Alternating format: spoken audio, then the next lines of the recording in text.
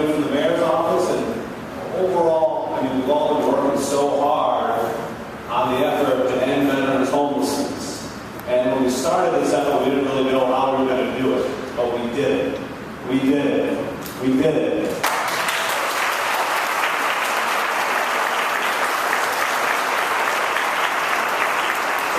What this is really all about, before I bring my mayor up here, this is about saying thank you from the bottom of all our hearts. Thank you, thank you, thank you. And here's your mayor, Rich.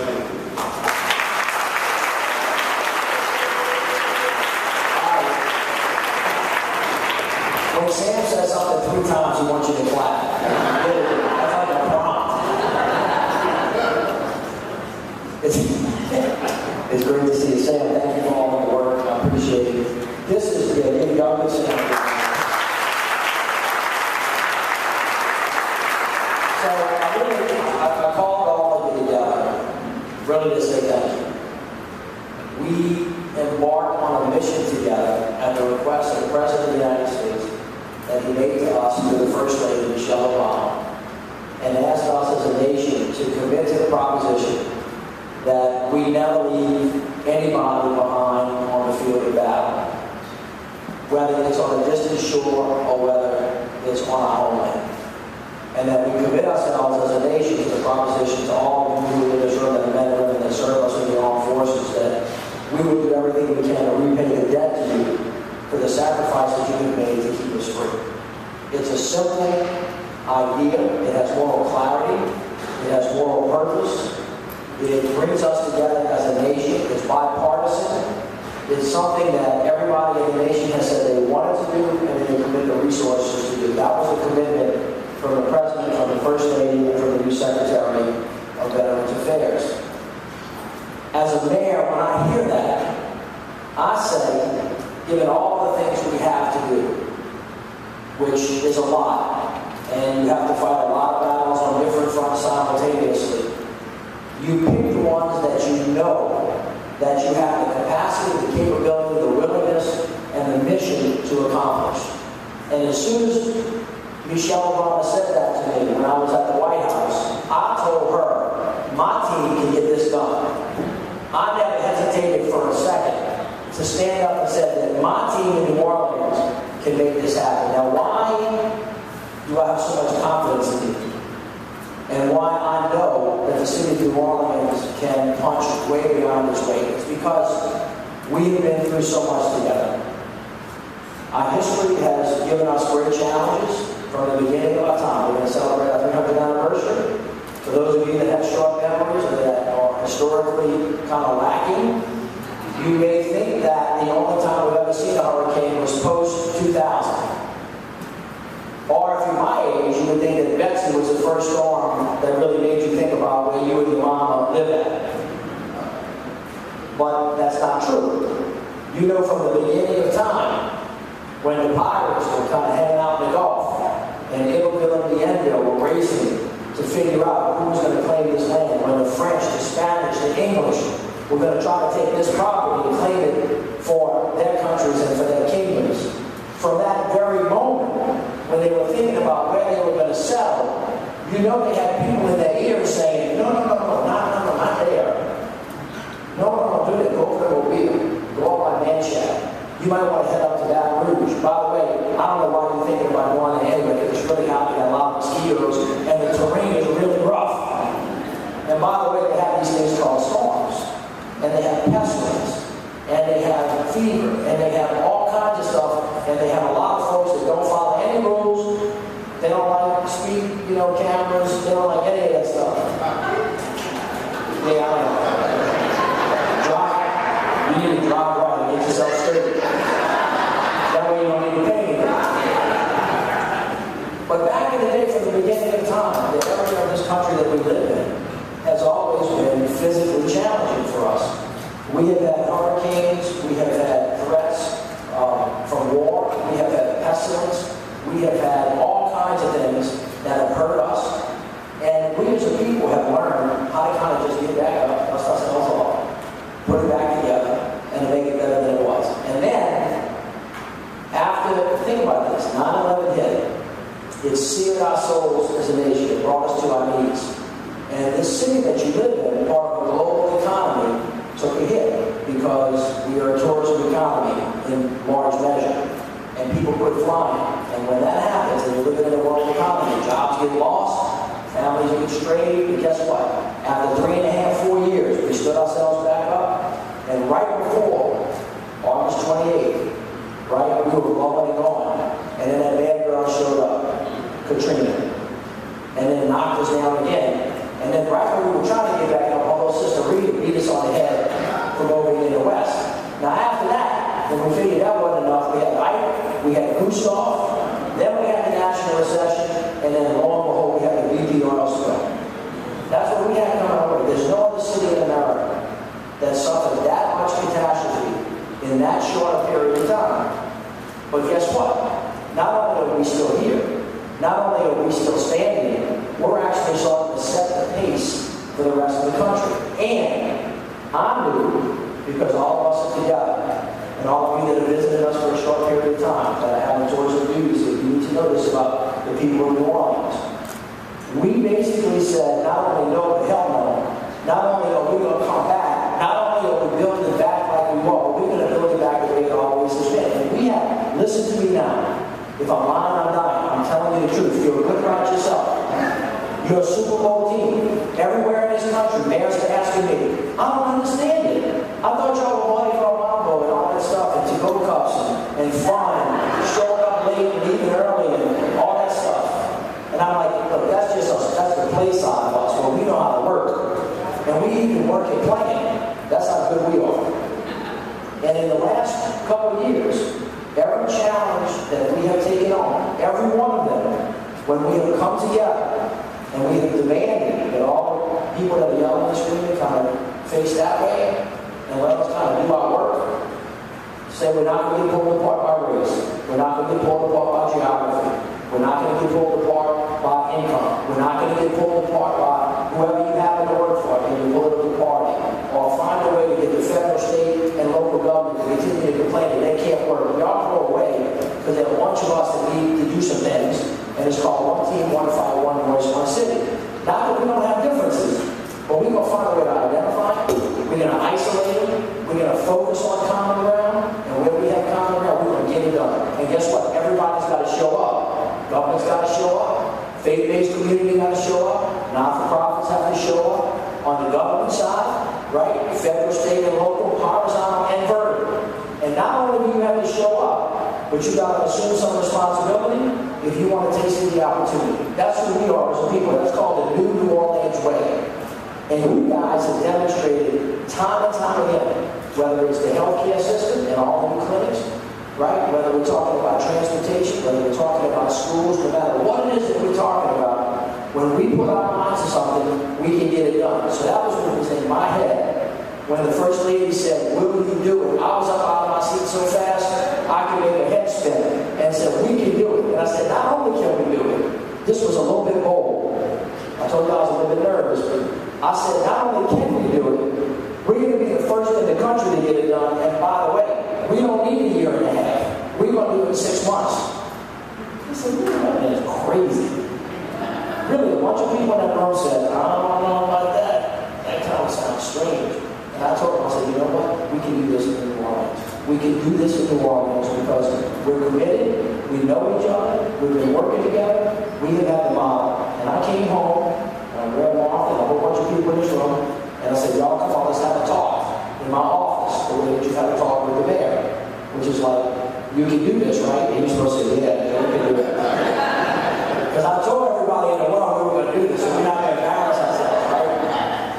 And we set about figuring out something that was really difficult. This was very hard to do. Nobody's ever done this before. And it required us to really know each other. It required us to listen to each other.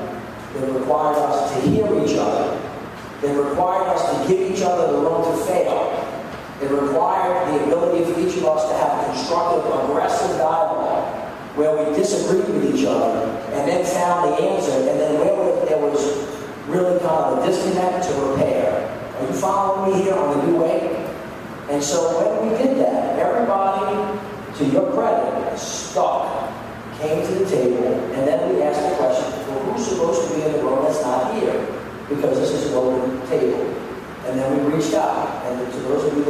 out to, you said, like a good New Orleans, looking for a good cake, I want some of that. Right? Because you know a good thing when you see it. And everybody in this room came together. And then, when it got hard, and let me just tell you, there were a couple of points where a couple of my folks came to me and said, man, I don't know, we might have overreached on this. I don't know if we can really make it happen. It's getting complicated because when you go out and you get into the human side of this, and a human being is touching a human being on the street, and they're telling you, I hear you, but I'm not getting up. I hear you, but I don't want to go. I hear you, but I don't really believe you because you left me behind before. I hear you, but you tell me that, and when I get in that house, you're going to leave me alone. When it gets down to that, right? I hear you, but I'm here now, and how long are you going to stay with me? I mean, the real deal thing, where policy and mission and pride and ambition meet reality. I call it the hard work of governing, where hope meets the street. At that moment, everybody figured out, you know what, this just isn't about writing a plan on a piece of paper.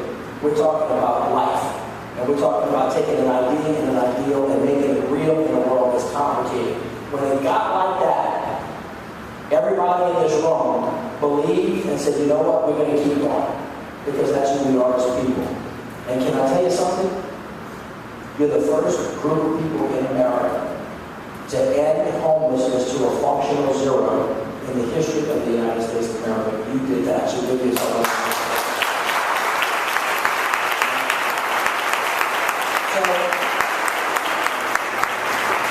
sometimes, mayors make these things up and they say things that are not true. And then when you tell other people, they say, no, that's not right. Let me introduce you to Joe a little bit faster than you. So I stepped out last week. I went to the White House. Got invited there by the president with about 300 mayors. The president walked into the east room of the White House. If you haven't been there, I hope you get to go in there. It's a beautiful room. It looks a lot like this without the poles in it. It's got yellow walls. Teddy Roosevelt's pictures over there. George Washington pictures right there. It's a gorgeous place, and it's intimidating when you get there. And the president walked up to a podium. It was approximately right there. You could see the presidency was right there. 300 mayors were in the room. He scanned the room. He started talking about mayors. He said, mayors are the people that get things done. He was blowing, smoke up our skirt. And made us feel good about it, which was wonderful. I love to hear it. It's good. All of y'all are really good today, by the way. And then he said, there's some cities in this country that are punching above their weight, and the city of New Orleans is one of them. And Mayor Landrieu here today representing them. And I want to personally thank him and his team for taking on this challenge, and then he said for being the first team in America that actually ended homelessness with veterans to a functional zero, and he patted you guys on the back in front of the entire world. It came directly from him. And if you haven't seen it, it's on the website. Go watch it and take it down and keep it for posterity and tell your parents and your kids and your grandkids that you were part of this effort. That day, I had a chance to be on a panel with the Secretary of Veterans Affairs because all the mayors want to know what you did. And so we wrote it down and we created a toolkit for every mayor in America to take ourselves. So some of you may get calls from folks. Give them everything they got. Because we need to pay back to the nation the debt that we owe to them because of what they gave us after Katrina, and everything that we're doing here is evidence of the fact that we are this nation's most immediate laboratory for innovation and change. We are showing the rest of America how you get back up and you come out of adversity. That's what our gift to the world is. And when I was sitting there, I didn't take a victory lap in front of all the other mayors. I sent them an admonishment. The secretary was sitting right next to me. And I said to him, Mr. Secretary, my team did an unbelievable thing. But let's be clear about this. You've now sent us out to the field of battle. You told us to go. You gave us a mission. If you cut off our resources, if you take away what it is that we had and the tools that we needed to get this job done, our victory will be short-lived. And so I need you to know that my team is going to be holding everybody's feet to the fire in Washington, D.C. And we're not going to let you claim that you support veterans if you don't give us the resources that we need. And let me be clear about what they are. It means money in HUD's budget or money in the VA's budget or the latitude that the military needs to actually put the things in place that we use as tools to encourage the folks to get off the street and to keep them there over a sustainable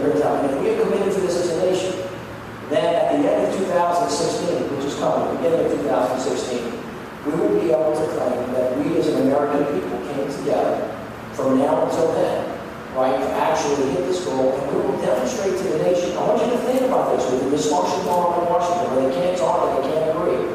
This will be the thing that showed the country that when we come together with a common purpose and resources and a strategy and command and control and borderline logistics and stick-to-itiveness and moral clarity, that the United States of America can do anything it wants. And if we cannot do it for our veterans, what in the world can we do it for? And so I want you guys to really understand how important it is what you did. And you, in fact, are leading the country, and I thank you for that. So with that, what I want to do is I want to call out a number of different individuals who will represent, I hope, everybody in this room by organization. And then what we're going to do is take some pictures, and we'll have some follow-up after that. So the first thing I want to do is to call up Unity Executive Director Martha Cable. Martha, come on.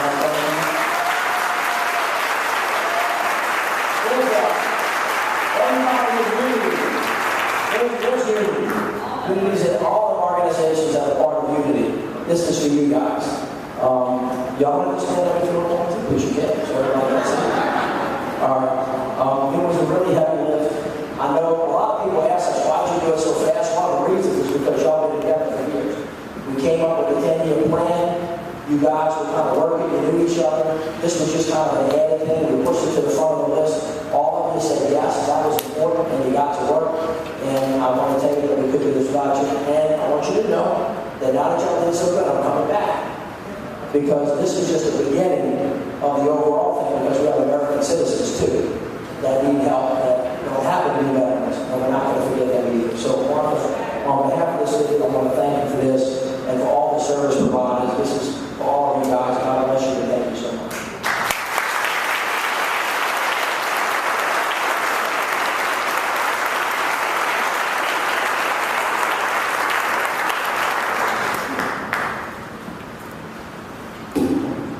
I just want to thank our mayor, first of all, because the reason why we did this first and foremost is because no other city had a mayor with that kind of courage, leadership, creativity, and fortitude to get this done and to decide that veteran homelessness is such a moral crisis that it has to be ended today. Not a year and a half from now, but today. So thank you so much, Mayor Landrieu. Really.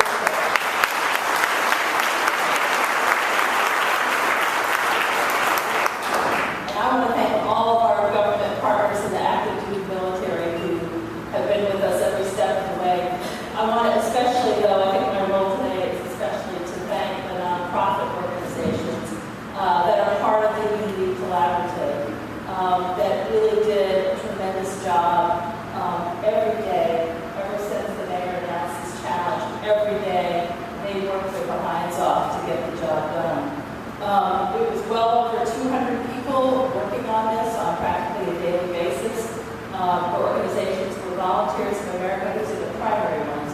Volunteers of America, Start Corporation, Hope Center, Harry Thompson Center, the Ozanam, the New Orleans Mission, VLink, Salvation Army, Jefferson Parish Human Services Authority, Odyssey House, NAMI New Orleans, Resources for Human Development, Bellevue, Catholic Charities, Travelers Aid, Bridge House, Grace House, we call it USA, First Evangelist Housing, Project Lazarus, Responsibility House.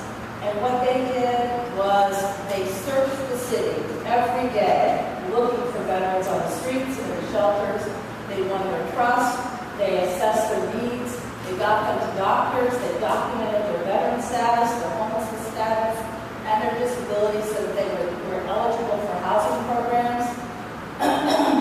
They found them apartments, they worked with landlords to fix things that were wrong with the apartments, they negotiated leases, they paid rents, they filled out endless applications, endless paperwork, then they persuaded weary vets to actually make that last move off the street into the apartment.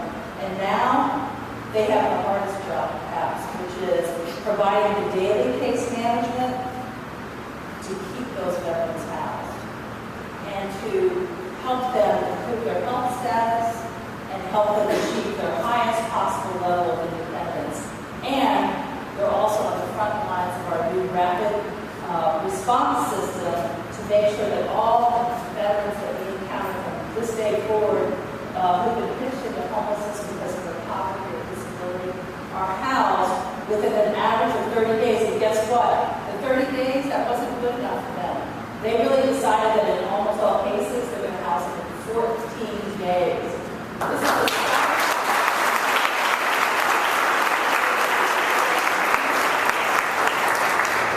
most of all, I just really want to thank our homeless veterans who are now no longer homeless because they served us so that most of the rest of us didn't have to serve in the military. We owe them everything, and it was our great honor to have done this work. Thank you.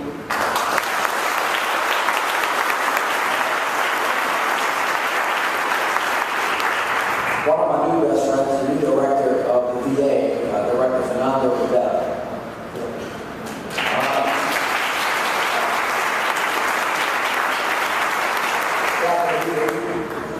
Absolutely. We had, the city of New Orleans has had a great relationship with the VA for a long time. You know, we're building a new hospital together. There's a lot of work to do. It's going to be the state-of-the-art, vast facility for veterans in the United States of America, or not. And I'm not just being a cheerleader. I mean, it's going to be off the charts, or in my neighborhood, it would say off the hits. But we have been, y'all stop. We have been working really, really hard with them from the beginning. And Fernando took over just recently. But for those of you that don't know him, he's really a New Orleans boy. Born and raised in New Orleans. He had to go away for a little while. It was painful for him. I had to go live somewhere else. But he got a chance to come back home. And he started off as a young boy in the VA. He was an engineer, worked his way up from the top, and now he's the boss, at least in the New Orleans area. And from the beginning, the VA, when we asked, can we do this for the end, this would have been impossible without that. And it started off as a VA initiative. So your entire team, Dr. Stephanie was there, the entire team. Every meeting that we had, you guys were there. You guys helped us work through this. You know, the resource center. And of course, as Martha said, by the way, we are going to get into the hard part of sustaining this over time. And we've got to make sure that this model is built into what we're doing. So on behalf of the City of New Orleans, I want to just extend congratulations to the entire Veterans Administration family. And I want you to know that your secretary, who I sat next to the other day, had him by his arm. I said, you committed, right? You're in. We're going together on this. And he said, I'm going to be there for you. And of course, the president as well. So for you and your team, thank you so much.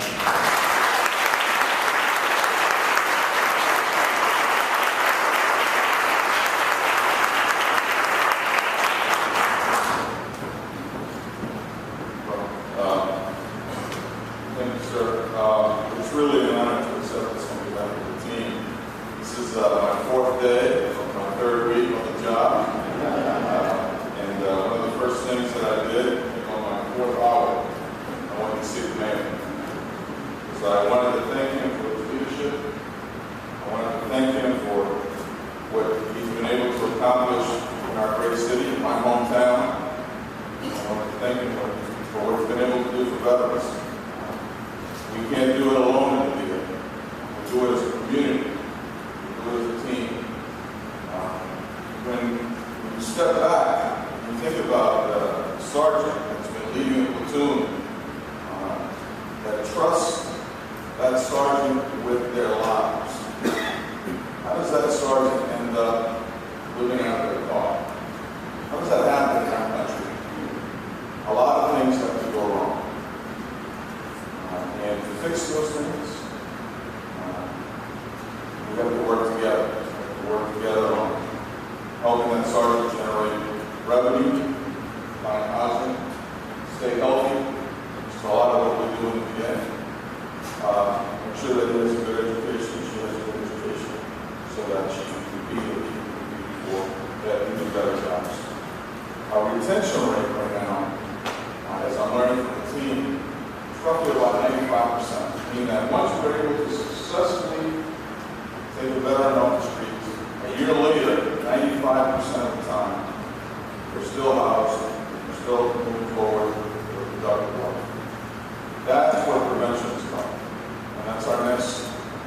challenge.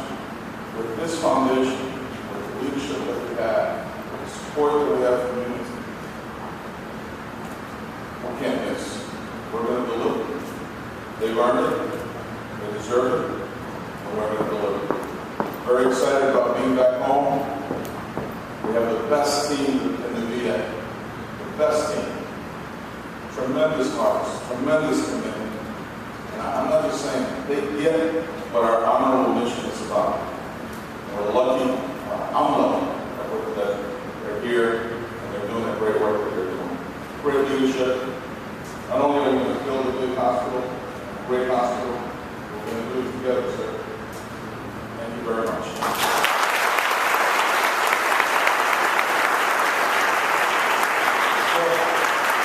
Everybody knows what this is like, whether you have to pick up a basketball game, baseball game, you're playing jacks, right? You try to jump rope, whatever it is you're trying to do, you're trying to get something done, and the other team was bigger than you ask for help. Right? Or you say, who else wants to play? Well, that's what I did when I came home, because we were operating on a short string. So I said, okay, who else wants to get into this? And this young man, Marshall Hebron, stepped up to the plate and said, we got to go to foreign wars, want to help. This is our mission. We have a lot to contribute. We, again, could not have done this without them. They stepped up, because one of the things that we heard, when you listen to people on the street, and I heard this with my own ears, man, you got to come with me. Well, I don't know who you are. I don't trust you. You're a veteran, yes. So we're someone that was actually in the game still who come talk to you. Said, you know what, that would mean a lot to me. So that's where we kind of thought, you know what, we got to really reach out to the men and women that have served, the men and women that have actually been in the game. Marshall has been a great business leader for the city of New Orleans. He stepped up to help us. So Marshall, on behalf of the city, I want to give you a proclamation. And thank you for the work that you've done.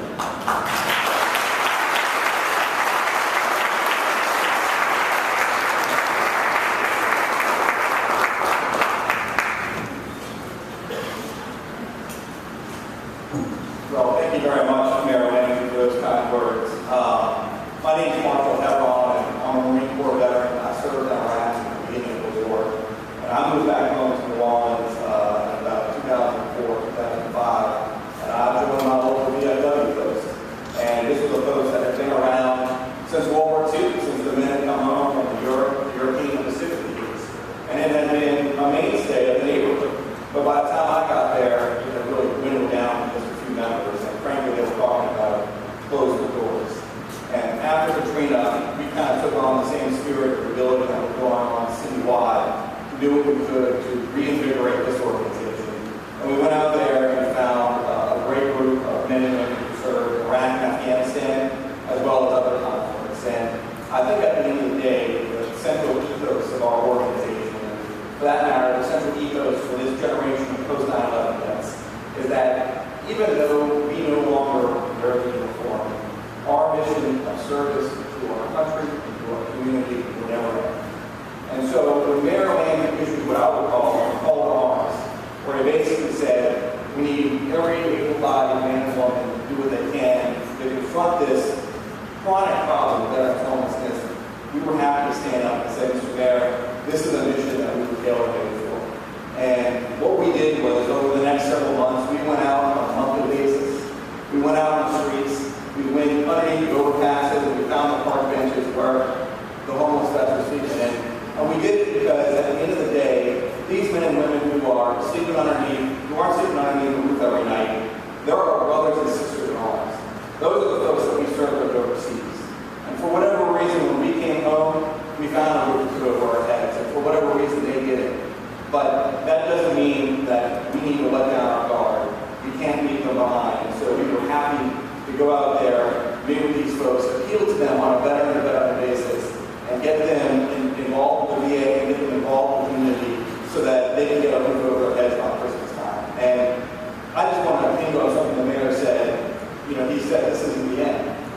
This is not the end. And I want to make sure that the city knows, I want to make sure everyone else knows that veterans of VFW Post 8973, we've got several here in the hall today that our commitment is enduring, and we are happy to continue to serve in whatever capacity to confront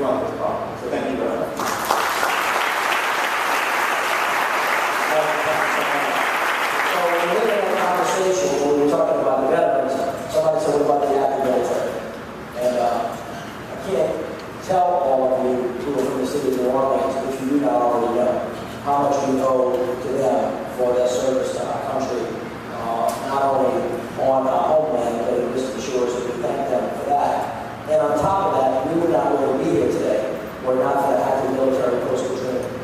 They were just unbelievable. So as the military really confronts a number of very different conflicts in very different parts of the world, they're not only over there, but they're over here as well. And when they were called upon, they said, not only do we want him, but we want him in a big way. And so we have with us Brigadier General Barry Keeling from the Louisiana National Guard, Colonel Steve Udino of the Marine Force Reserve, Captain Gene Rush, 8th Coast Guard District, Colonel Wayne McGee, 377th Theater, Sustained Commander Doug Chase, Captain Mark Matthews, Army Corps of Engineers, Andrew Thomas, Naval Air Station Joint Reserve. This group of individuals is organized for the mayor, through the Mayor's Military Advisory Council that is led by General Wise, who took this effort on and did a wonderful job bringing everybody together. General Wise, thank you so very much. Why don't you come up?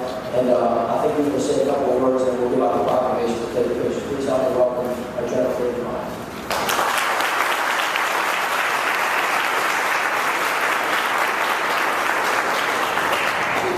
Thank you, Mr. Mayor. I want to add my appreciation for your leadership and your focus and your priority that you set on the homeless veterans and solving that problem. I think as we talk about it, it takes a whole team to solve this challenging problem, and it's kind of neat to celebrate it today with the whole team together, and that's what makes this event particularly special. But I think if you had assembled the team and prodded the team sometimes, given some goals and pushed it, we wouldn't be where we are today and be able to claim the first major city in America to do that. So we truly thank you for your great effort. Listen to the mayor.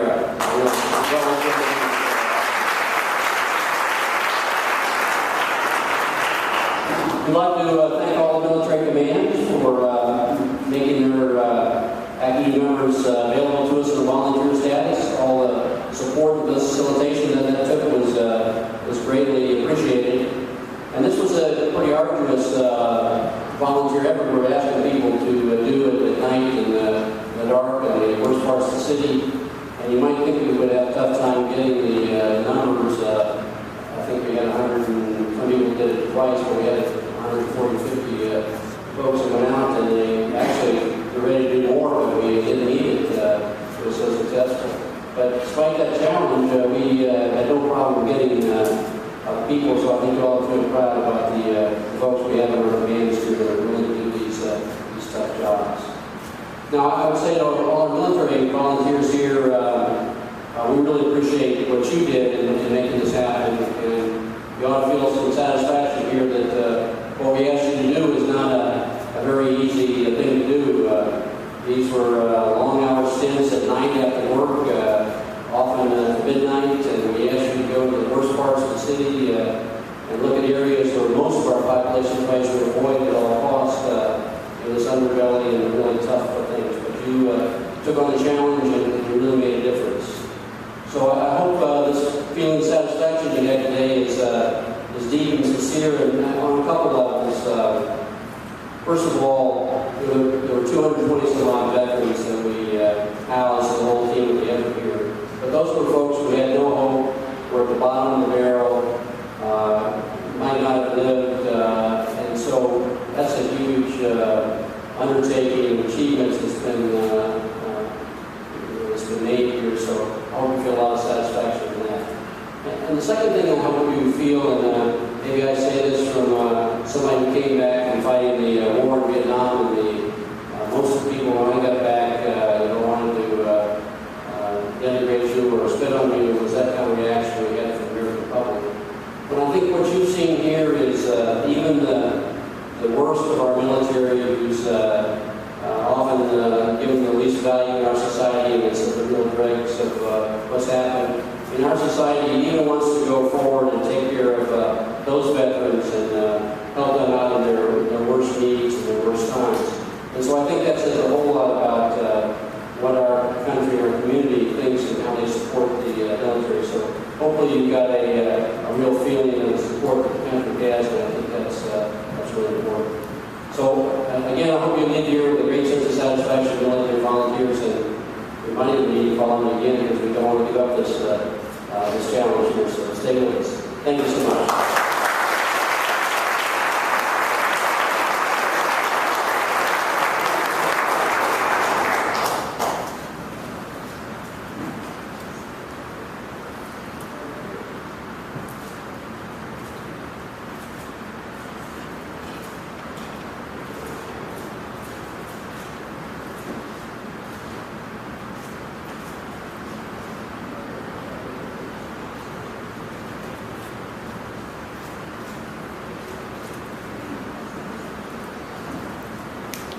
Now, as you know, when you're looking around for partners, you need boots on the ground.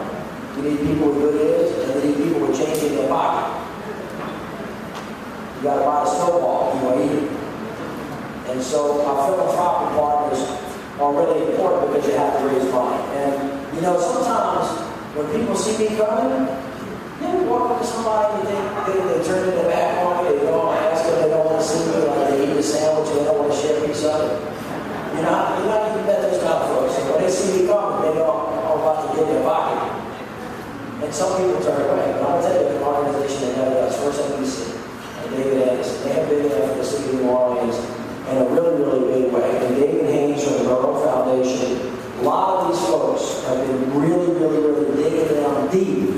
Because you know, at the end of the day, you can do well, and you can do good at the same time.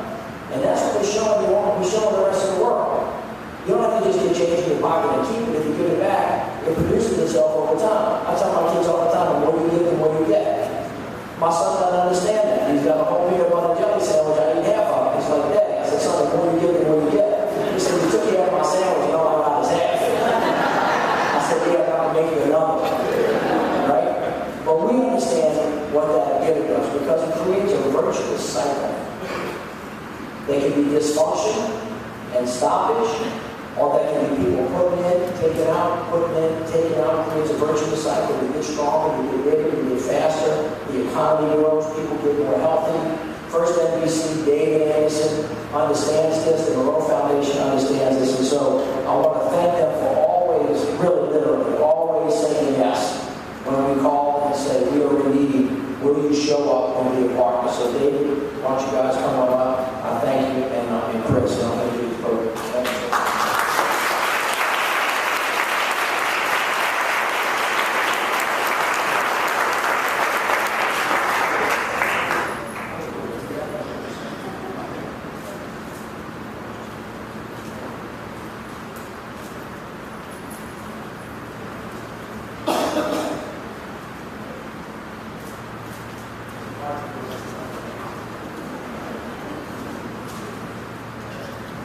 I've been asked to keep my comments to 60 seconds.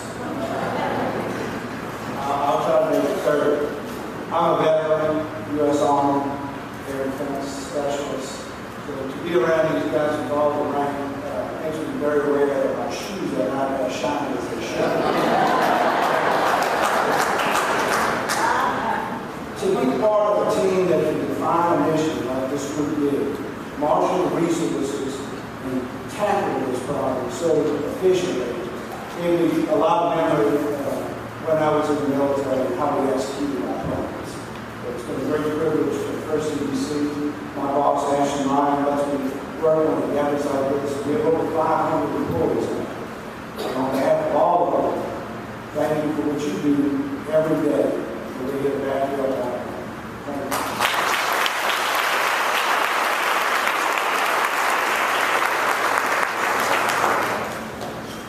Proclamation there. I look around this room and I'm humbled to be a part of all the people that care for our vets day in and day out. And we're honored to be able to play a small part in this simply amazing feat of ending veterans' homelessness. With that, I'd like to take a moment to recognize the veterans and active servicemen and women in the room.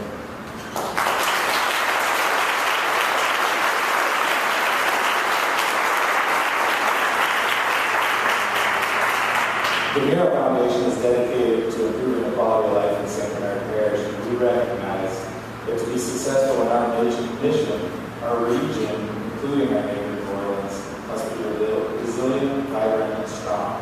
So on behalf of the Miro Foundation Board of Directors, thank you for my attention. Thank you.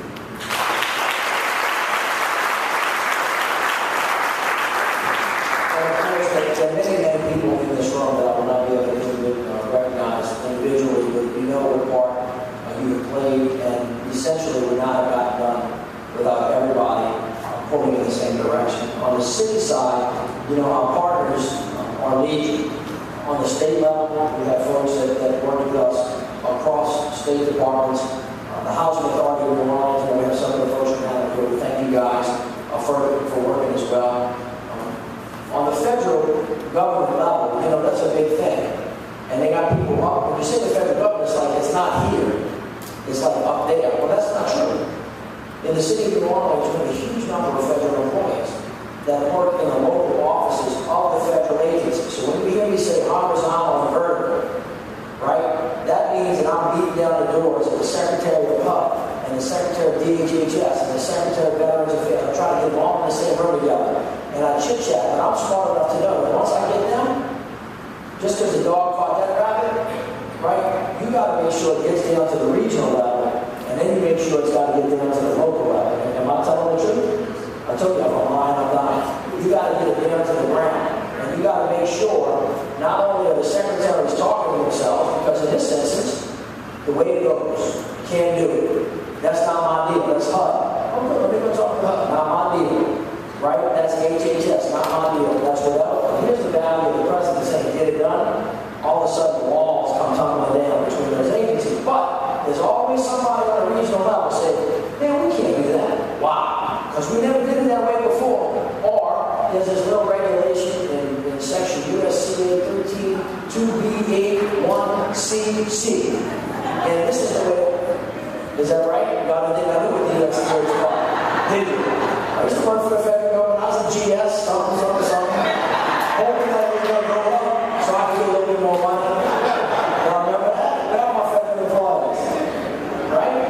So then you got to get it down to the ground.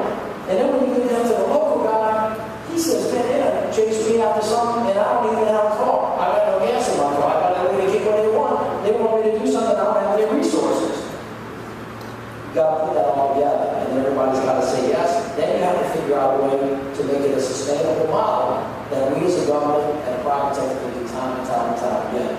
And so handle, HUD, and then finally when it gets to the city, right, lots of city folks have got to get in the grits and really get on the ground with everybody to make this happen. So I will see, does BB Singer made him?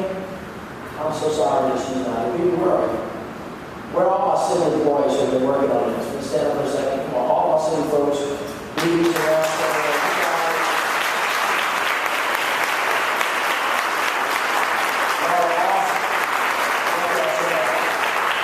And then finally, because I got a lot of stuff to do, and I've been accused by my kids of being ADD, ACD, OCD, trying to stay focused on lots of stuff. I have to have somebody in my office that I can kind of, keep on task, on time.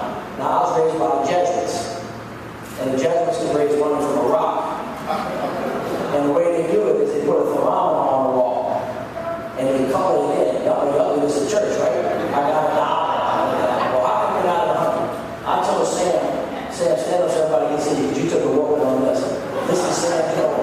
And I said, Sam, I want a thermometer, and you're going to come see me every day, and you're going to tell me how we did yesterday.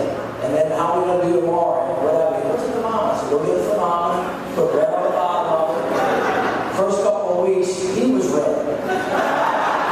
Because he would say, we got to figure it out, blah, blah, blah. So go right around August, I started to get nervous.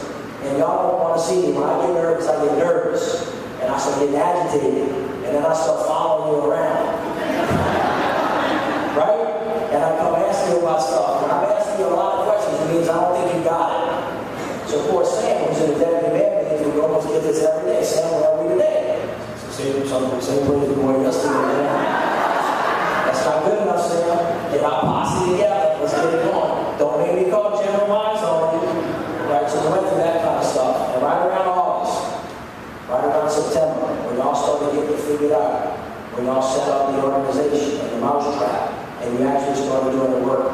When we did our point in time survey, right, we had 193 veterans that we found.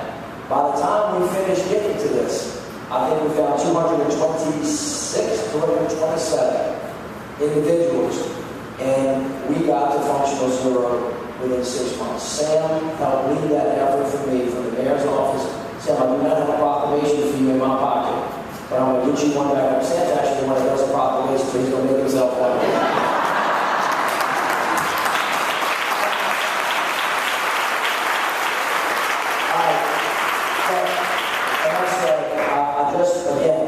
This is not a mission accomplished moment. That's not what this is. This is a moment to stop and so we can see each other, to count our blessings, to be thankful, to recognize that we have done something that nobody else in America has done, which is nice. Take a breath and get back to work. Right? Get a pat on the back and understand that we are not finished. Part A, we have more to do. Part B, we have to maintain what we did. Part C, we have to follow these veterans into a better life through job training. And part 4, part D, we have got to be an example to the rest of the nation so that this nation can realize that we still, when we come together as one people, can get great things done. So as we have said, the woods are lovely, dark and deep, but we have promises to keep and miles to go before we sleep. A lot of work to do. We can get it done. I thank you. I love you all. And let's get after it. God bless y'all. Thank you.